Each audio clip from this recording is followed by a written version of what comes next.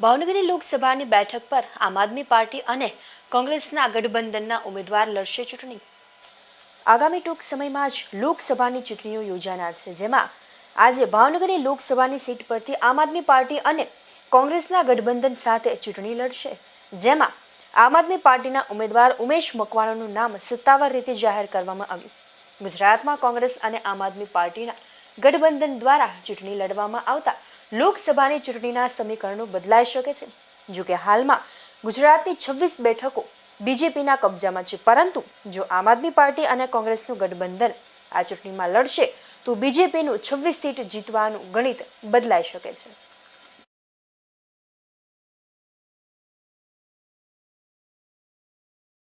અને બોટાદ જિલ્લા એટલે કે 2 સીટ જાહેર કરવામાં આવી છે આમ આદમી પાર્ટી દ્વારા।